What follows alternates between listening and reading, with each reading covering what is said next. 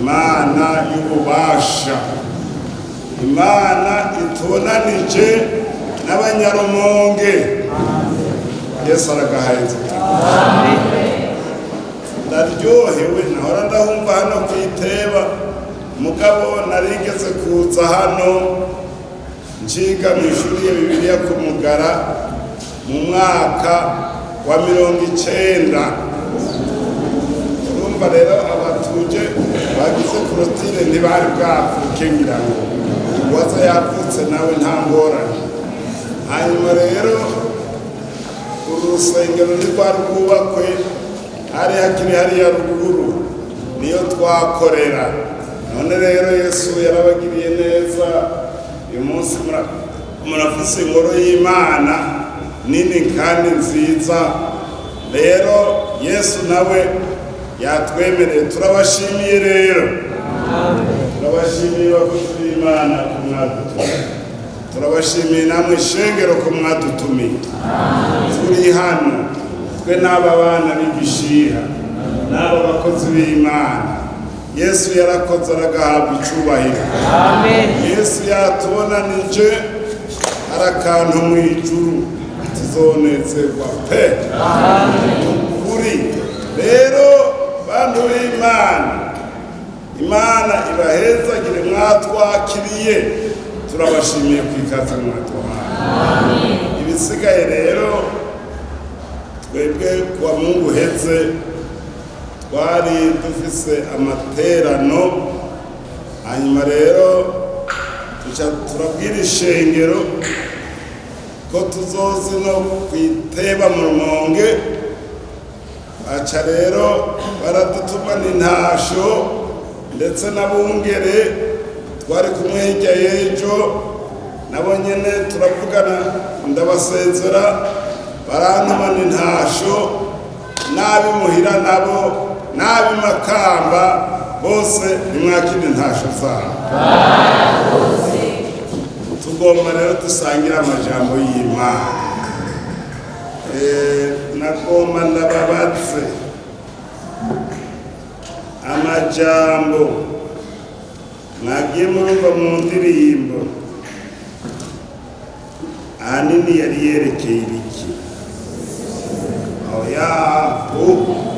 Kagumpera ubona uko mumvise ahejeje kubyigisha, basi yegome gusenga vyarimo nta kindi. Mpwemu yera, amena. Nikinje kubigisha twibukanye mpwemu yera. Reka dusome mu gitabo cyo guharura igice c'11. Tugomba dusome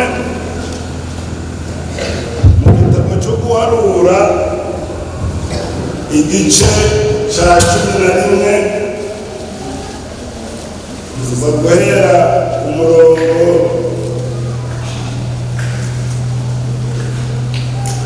wa 24 tugeze kuri 30.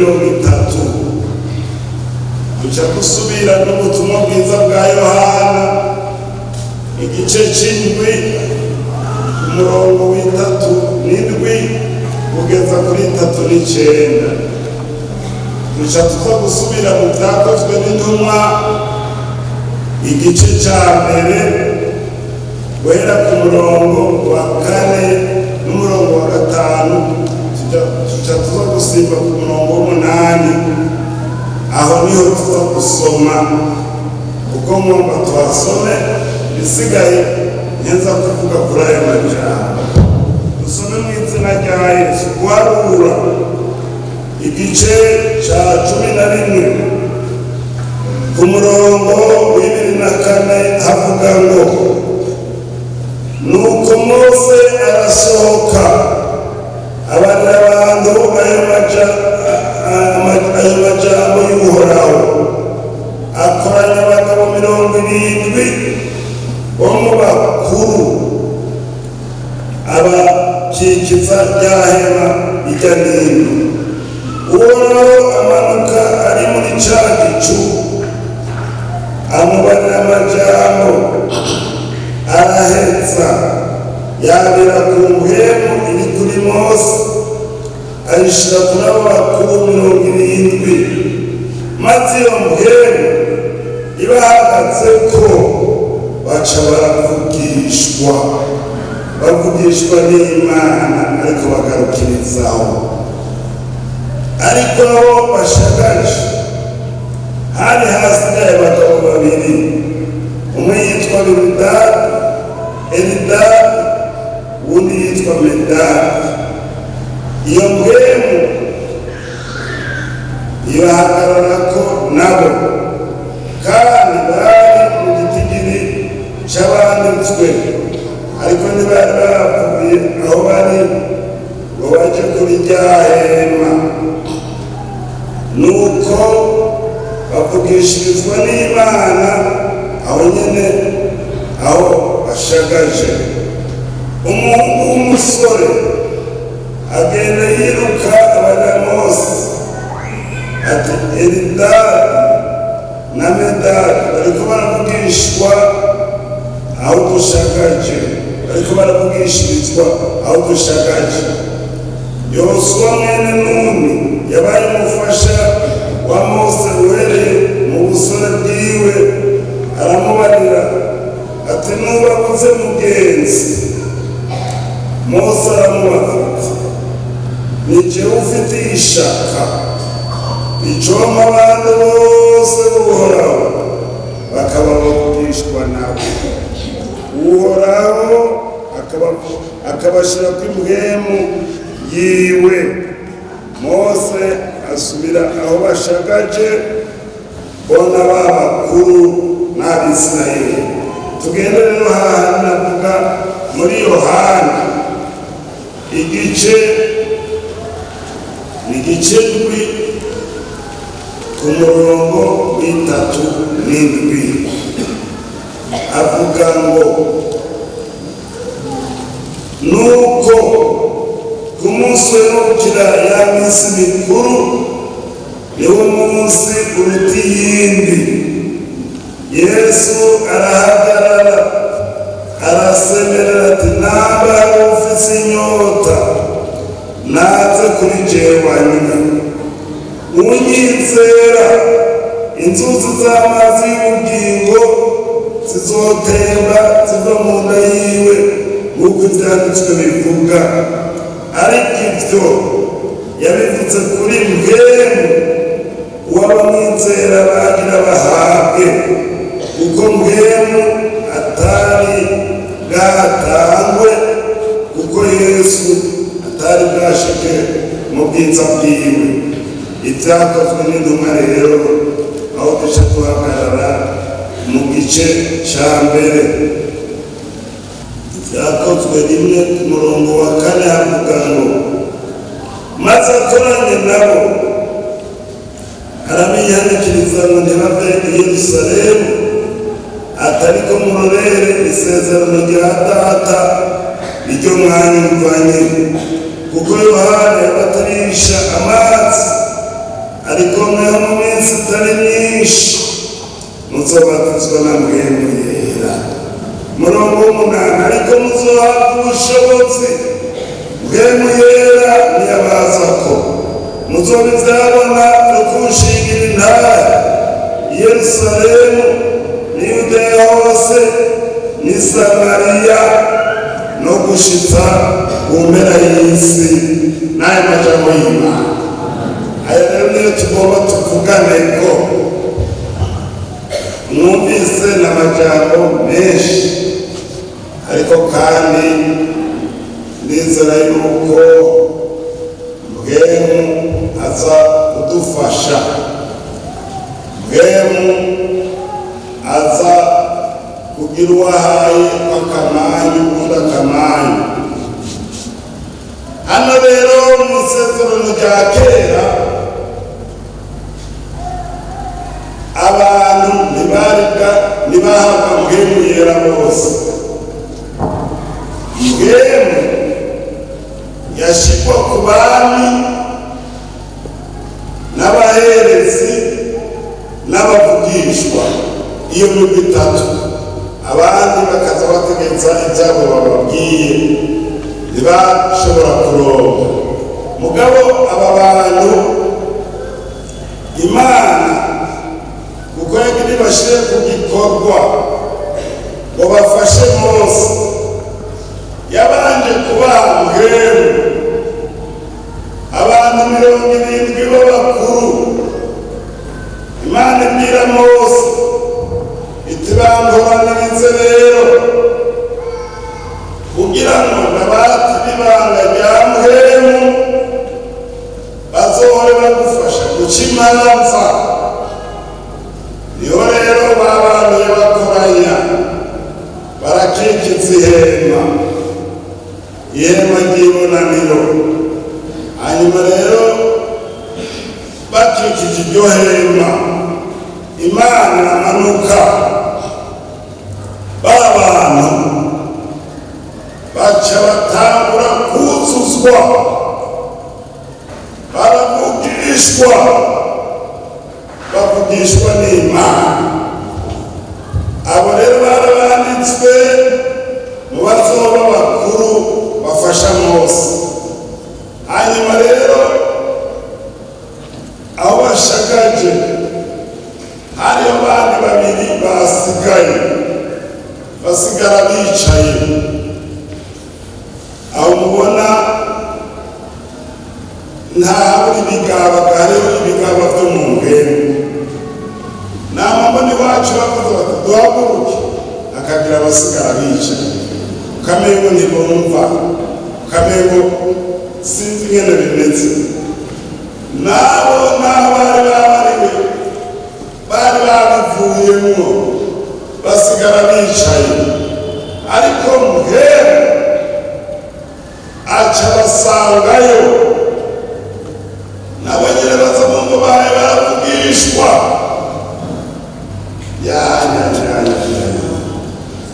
Ni igitangaza muhemu.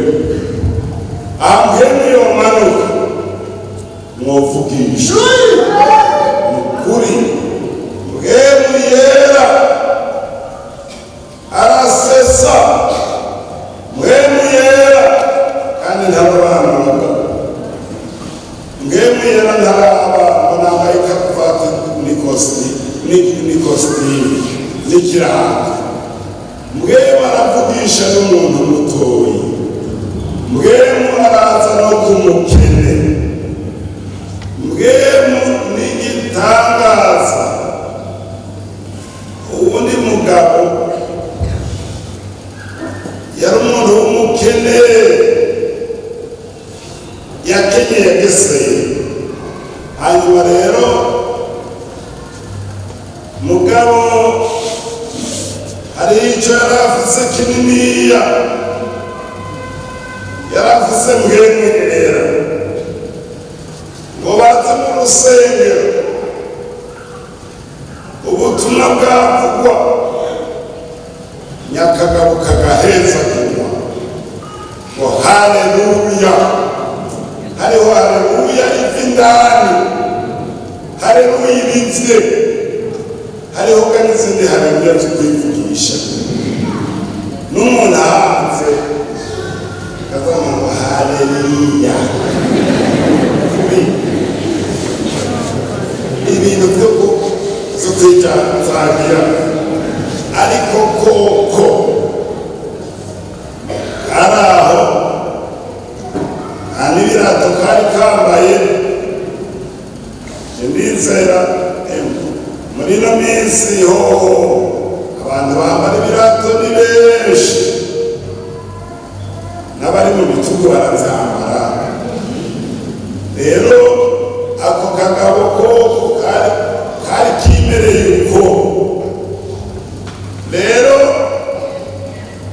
ngo havugwa ijambo yamuhembe rimuriko ikiguruka, akaba urundi rugabo rw'ubutunzi wahanze rurakitegereza. Waka kagabo gahe kavuga birya kuko gakenye, ngo gakenye n'ibirato. Uwo ibirato nibaza kwiza katosubira kubivuga namba yabona nawe nyene ko yambaye imipira atabivuga sirabizi acakegera rero we wamuga ndetse wamubwira ntuzosubire nzovuma ndakagurira ibirato kakagabo katini sawa katina kanona mwena ndahonda amakuru turakoze rero baje mu rusengero nyakigabo kikaguma ishinze ijisho wabo nicemerera ibirato nawe wa muntu muhemaze akanyigisha haleluya yaduga agatsindagira ati ibirato byaba b'inkomba abica mu bwahumye aho rero akanyikiza kugeza batashe hanyuma uwundi munsi baraza agaruka mu rusengero hanyuma bisubira kuba kwakura nayo hajya muhemu afise ubushobozi ni nk'umupfunda wa Tanganyika ni nk'uruzi rwuzuye impwemu y'Imana yongera iraza katumana yaje kagira umubiri kikimbira katabirato ndabihoza mugabo muhemu agashishikara kugacani muhemu yagacaniye nabwo nyaruka kugahanza amaso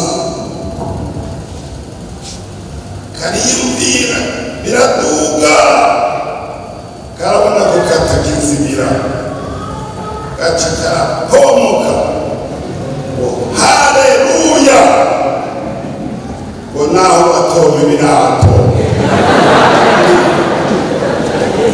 ivyo naguhebeye twara akonerwa napfa nabi gaca kigira gaheza ngiko urakoze mwami haleluya haleluya shimwa Yesu ewe nuzi ajyana ico batazi muhemu yera aruta amahera muhemu yera ivyatsi byoshe muhemu yera aruta imyambaro muhemu yera afise ni mwiza iyo umufise wumva uhezagiwe kandi wumva umuhirwe niyo woba umukene niyo woba mu kibazo muhemu yera araremesha muhemu yera arahumuriza uwo muhemu ndababwira ni ukuri abamurose muramugumako ni ukuri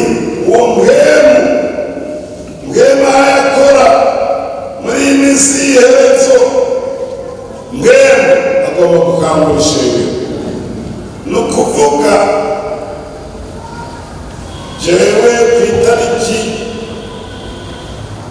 zari itariki 26 z'ukwezi kw'icumi mu mwaka wa 2017 niho rero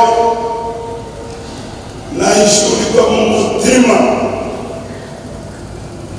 ibi vya muhemu nahora ndavyigisha bisanzwe ariko uwo munsi biza n'ibindi bintu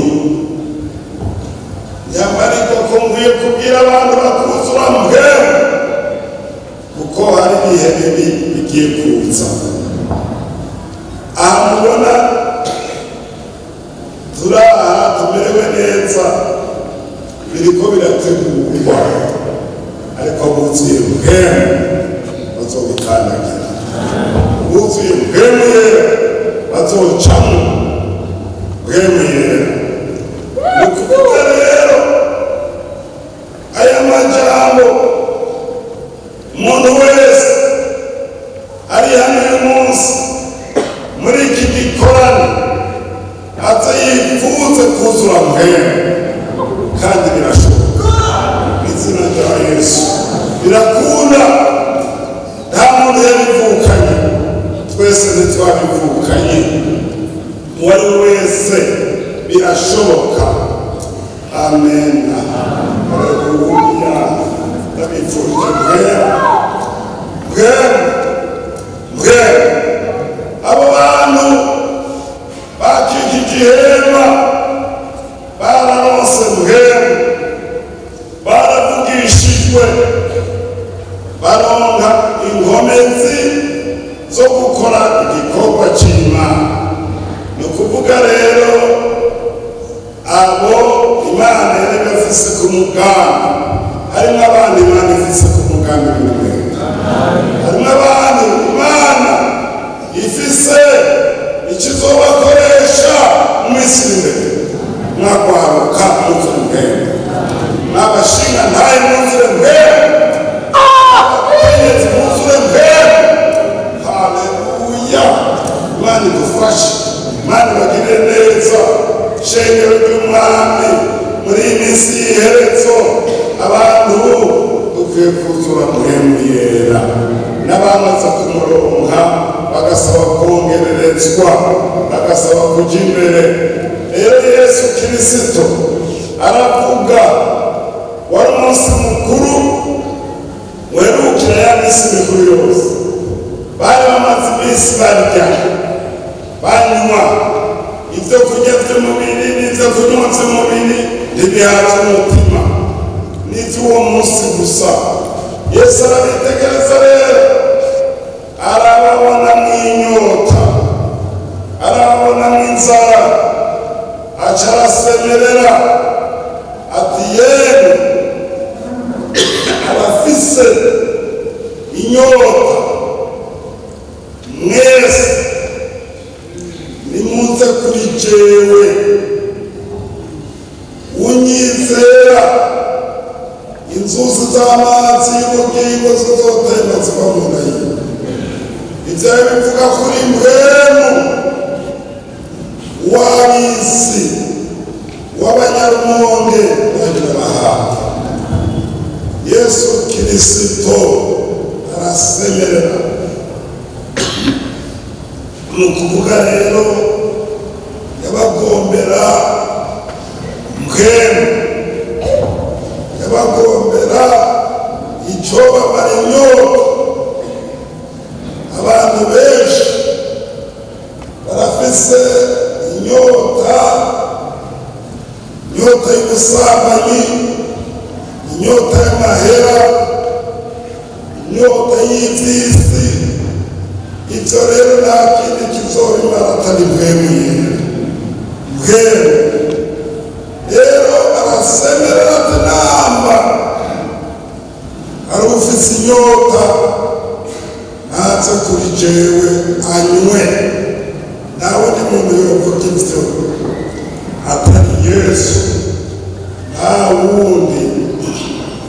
Rero niyo yita ndirimbo twaririmbye ngo mwese abanyotewe mu mitima, abananiwe ndayiragira, Kristo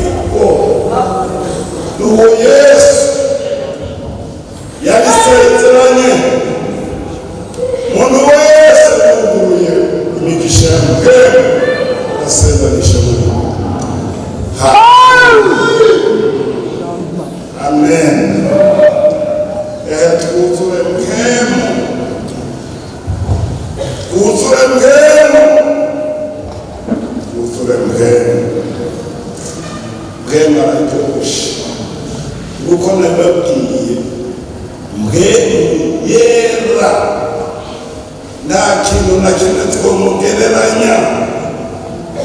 Iyo umaze kuzura mpwemu yera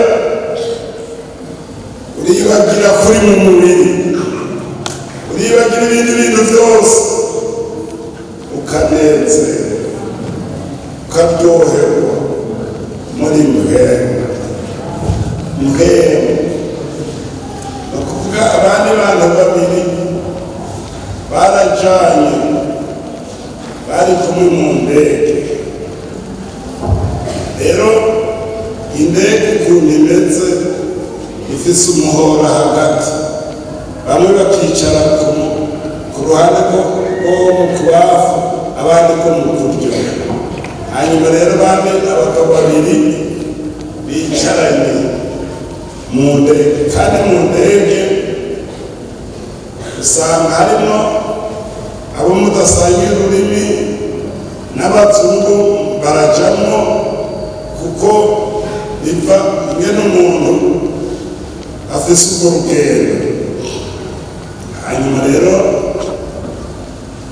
babagabo babiri bicaranye ntibari basangiye ururimi. Umwe naho yoraye aravuga ubundi ntiyamwumva, mugabo bari bafise mpwemu bose bakabura ingene boyaga. Hanyuma rero umwe wese agaheza agirwa n'uwundi agaheza agirwa, mugabo ntamubwire ngo bimeze gute, n'uwo ntamubwire ngo bimeze gute. Mugabo bishishikara kuzurana. Rero haragira igihe, reka haragiye ivy'impwemu biseseka. Bisesetse rero umwe aravuga ngo haleluya, ubundi nabaca ritabira ngo amen. Nizo ndimi zibiri duhurirako. Haleluya mu giswahili irakora, amina mu gishinwa irakora, haleluya mu kirundi irakora, nico dukoresha. Haleluya mu ndimi zose uzokumva haleluya niyo bahurira. Abantu rero baca bagwana mu nda, bigarukiraho baguma bagenda baheza kuva mugabo baca barakundana, nakareba bumva hari igishika kiri muri bo, mugabo mwanya baca bakundana. Abari muri mpwemu barakundana, abari muri mpwemu erega hari igihe umuntu w'impwemu ngira ngo wohakwa kumumira ngo agumire muri wewe. Mpwemu ye amena, mpwemu abantu b'impwemu barakundana. None rero mpwemu yera ni ukuri umuntu wese yipfutse kuronka mpwemu, umuntu wese yipfutse kuja muri mpwemu. Ni ukuvuga abantu bari muri mpwemu barashobora guhangara abadayimoni. Erega abadayimoni ntibabakorako. Umuriro w'Imana uri mu muntu kabisa, abadayimoni ntibageza.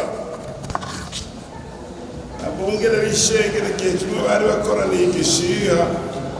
Hanyuma rero umwungere w'ikiremba aratubwira igishinga naye kimwe. Uwundi muntu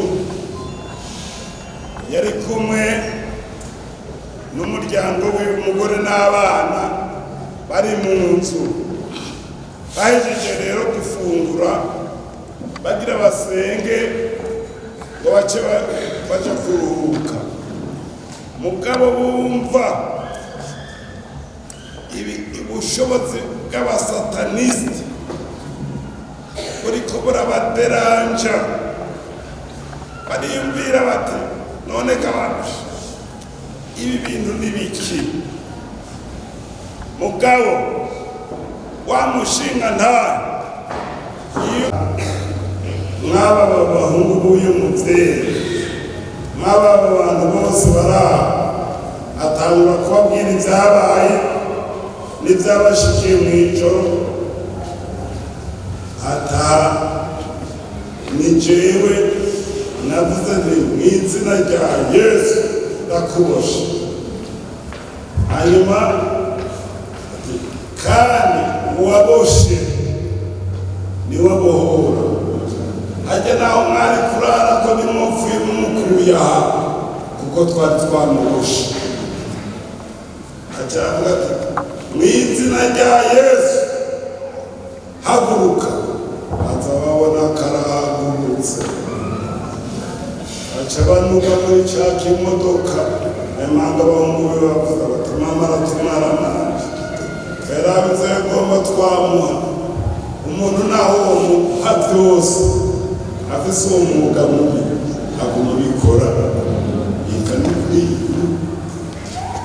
aca bashira mu modoka ya fime ushu ati genda mw'izina rya Yesu Imana irubahiriza abantu abari mu bwemu haleluya bwemu yera haleluya Yesu ajya mu vyakozwe n'intumwa aravuga rero ati mugende mu gisagara Yerusalemu murorerereyo muzohabwa bwemu ngo Yohana yabatirisha amazi ngo ariko mwe mu minsi itari myinshi muzobatizwa na bwemu yera niho rero yacavuga ati muzohabwa ubushobozi bwo kubushingira intahe Yerusalemu ni Yudaya hose ni Samariya no gushitsa ku mpera y'isi ayiwanyu mu rumonge muzobivyaba mwuzuye bwemu muzoshingira intahe Yesu muzobivuga ntimuzotinya aho umuntu atararonka bwemu n'amagorwa kuri we umuntu atararonka bwemu yera n'ikibazo eko abagomba gutaha nimutahe abandi mwegere hino eko tugomba duheraheze tuhave duheza rero uyu mwanya umuntu ntiyoguma hari muri wasiwasi turabwira abantu dusigarana turi kumwe wasize adatetse ntagenda ateke wasize ukuntu dusabagiye ntagenda twegeranye abandi namwe mungutse dusangire rero bwemu ngo muzobivyabona byo kunshingira intahe Yerusalemu ni Yudaya hose no gushitsa ku mpera y'isi vy'ukuri umuntu amaze kuzura bwemu aca ashobora guhagarara agashinga intahe akemanga jewe ntararonka bwemu naratemereye uwundi muntu kandi nkawumutunzi baratuzimana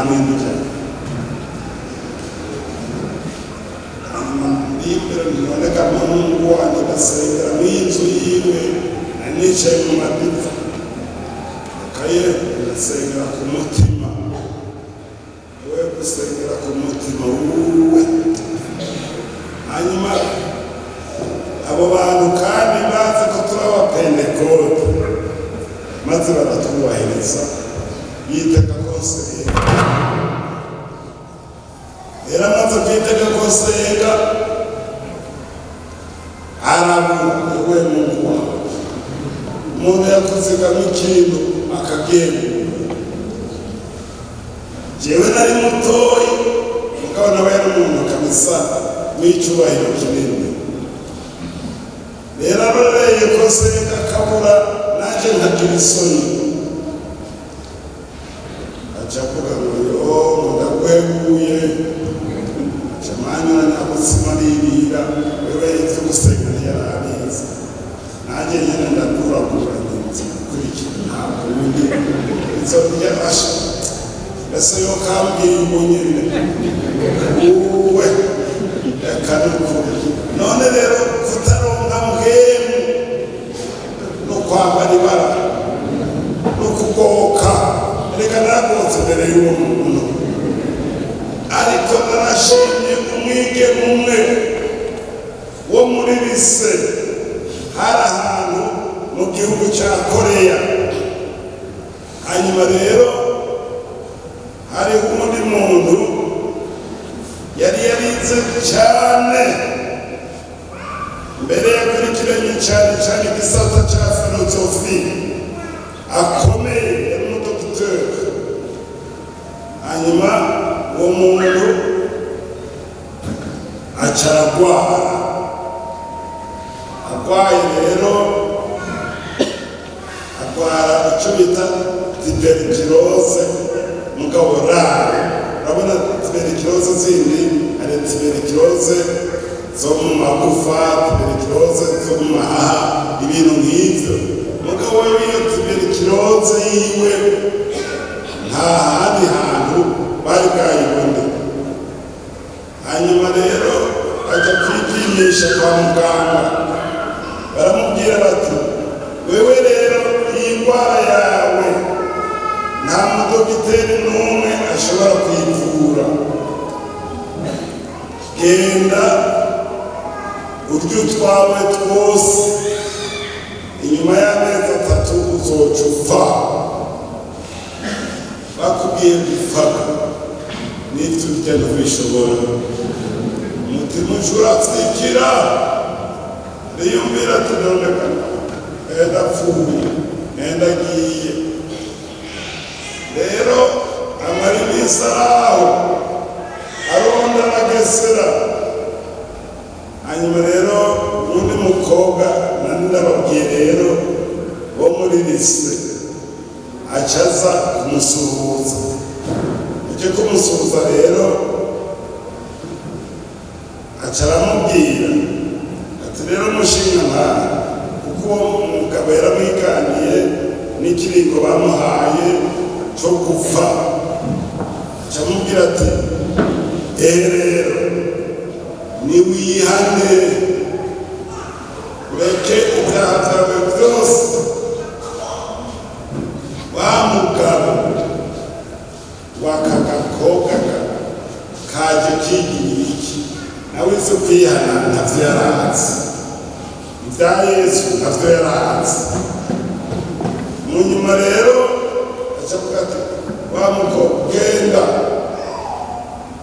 ibimbabaje sivyo, ivyo ni ivy'abiwanyu n'ivyabo. Wa mukobwa arataha, mbwemu yongera arabwira uwo mukobwa subirayo. Wa mukobwa arasubirayo, aramubwira ati mushinga nawe ndagusavye wihanukizwe. Wa mugabo n'ishavu n'akantu aca aramukangamira ngo va mu maso, ngo sisubire kukubona ngaho, uza kuzi nako. Ka gakobwa gaca gafukama imbere yiwe kararira, Mose aracunguruta ati we mwana w'umuntu aviriye mu vyaha, yarabiye ingora. Wa mugabo rero aca yumva nawe nyene mu mutima akaromoro karagarutse ati mwana nuhore niwihanagura mwosoze, ngiye kuzokwihana, ndabona wewe uri muri ba bandi babakizwa bafise urukundo. mufitiye urukundo rwinshi, none rero ku bwawe mungiye kwihana.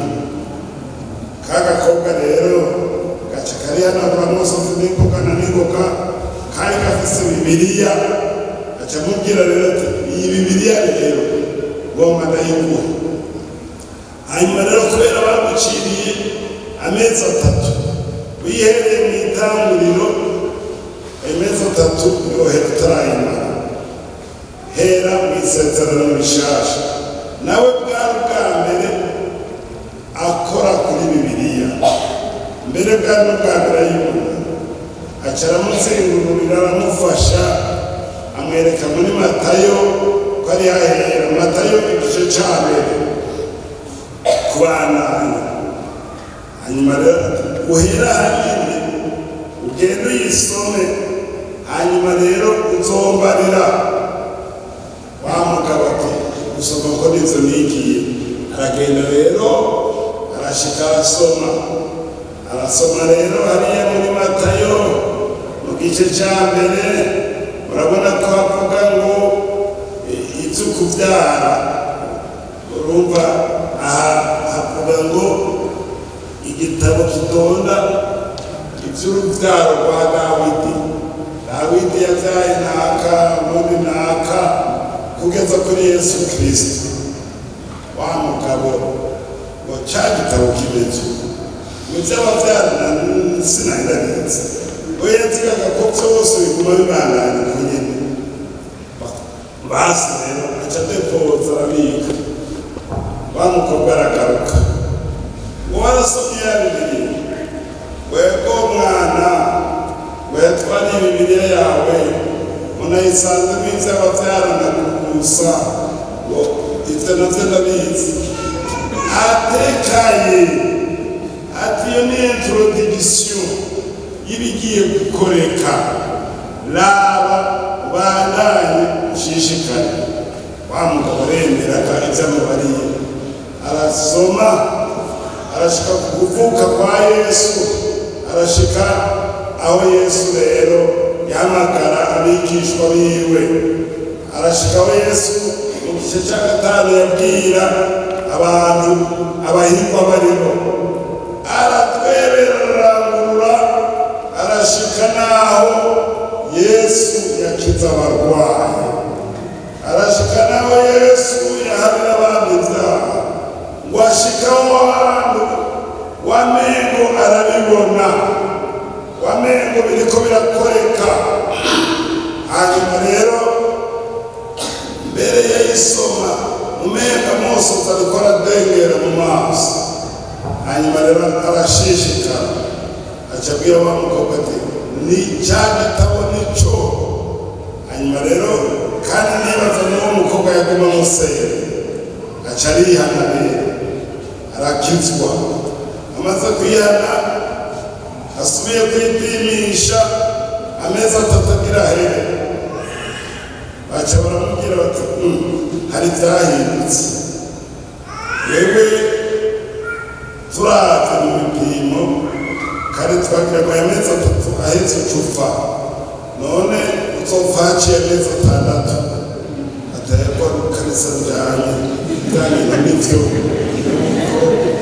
Arasi rero acabandanya nyabona, kandi yacinjira muri mbere. Uwo muntu ni wo muri Korea, sinzi ko akiriho, yitwa Yongicho. Kandi uwo Yongicho yarabaye igikoresho kidasanzwe.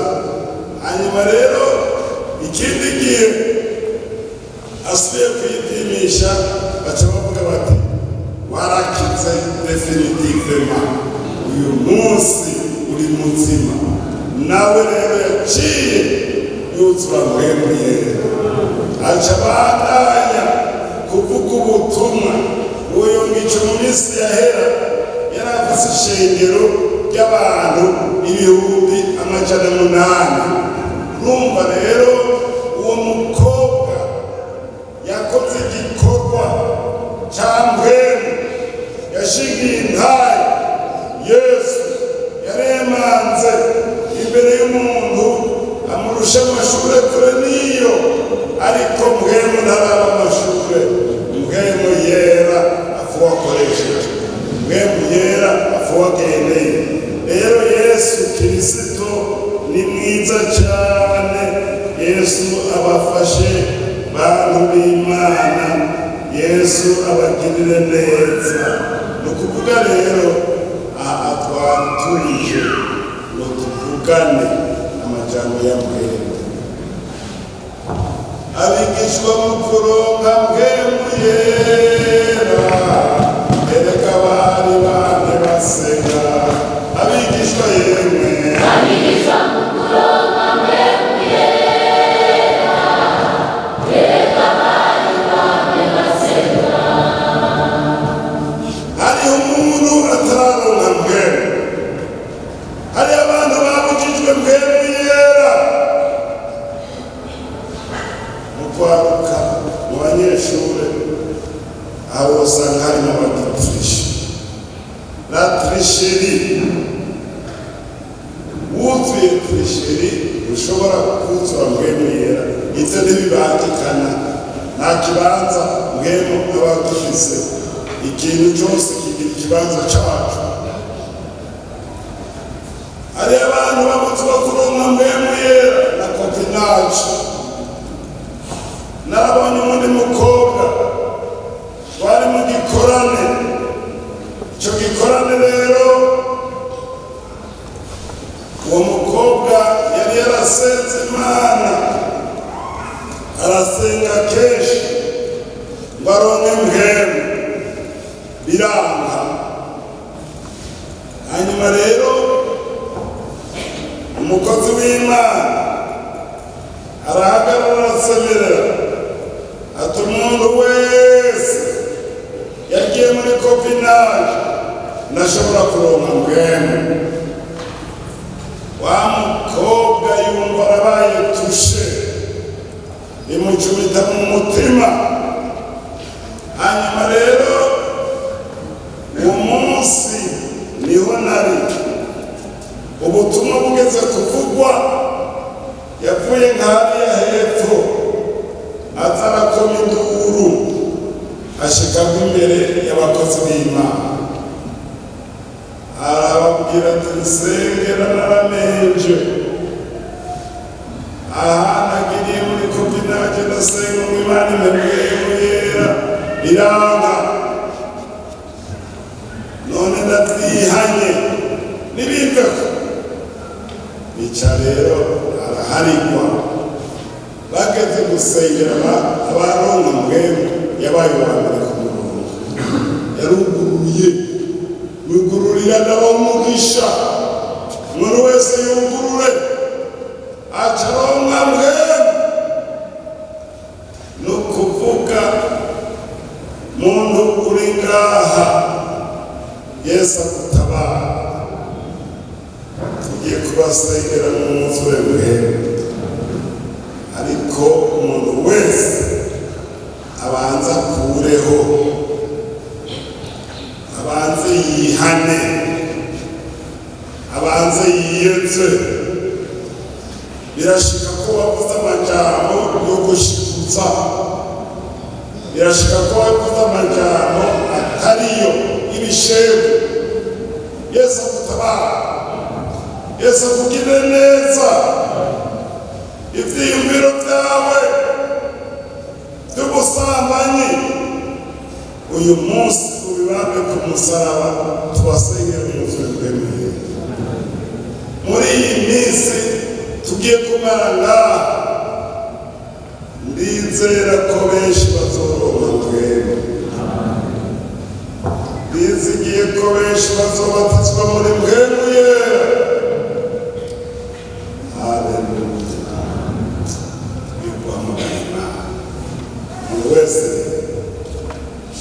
Muri uyu mwanya tugomba tubaho umwanya, umuntu wese kumagaza imbere y'Imana. Ibyaha wibuka n'ibyo utibuka wigaragaza imbere y'Imana. Tugomba duhamagara Imana. Mwese gusaba amajambo, Imana irahezagire. Amen. Haleluya. Amen. Turabaye kaze maze mupfukame imbere y'Imana.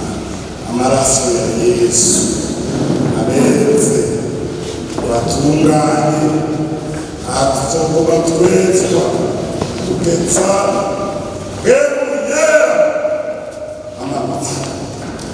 Amen. Haleluya. Amen.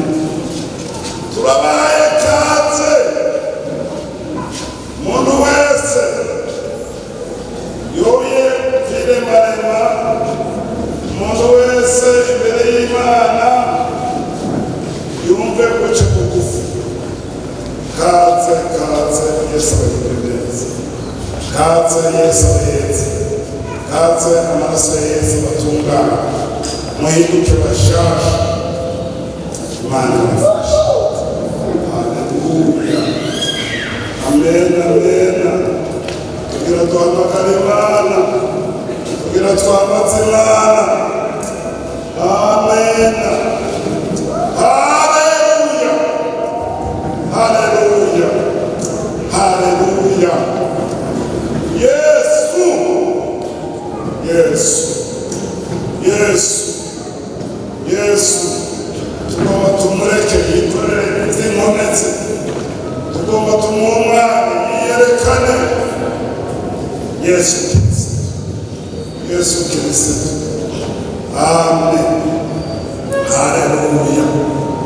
Mwamaze umuntu umwe muri abo basigaye bicaye ahaguruka asenga Imana, ashima Imana, asengera iki gikorane tuze tukibonemo Imana. Imana yerekane, Imana ikora ibikomeye. Turaguhaye kaze.